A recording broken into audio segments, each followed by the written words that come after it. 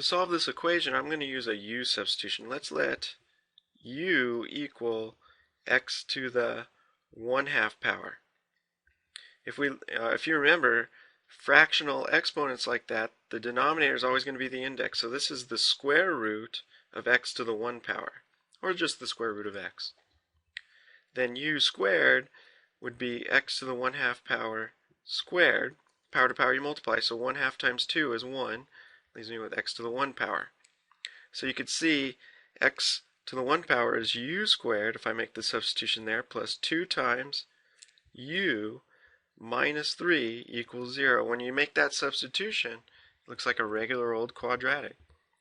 This one factors, but certainly if it doesn't factor, you could use the quadratic formula.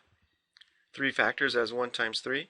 1 and 3 adds up to positive 2 if the 3 is positive and the 1 is negative. Okay, and then negative 1 times 3 is negative 3. Setting each factor equal to 0, we can get then the two solutions for u. U equals 1 or u equals negative 3. Now we're solving for x. So at this point we have to back substitute. U, if you remember, was the square root of x. So the square root of x equals 1 or the square root of x equals negative 3. So I'm left with two radical equations. If I square both sides, for this factor I get x equals 1. Then if I square both sides of this factor, I'm left with x equals 9. Okay, remember when you have radical equations like that, you always have to check your solutions. Okay, so to do that, let's first check x equals 1.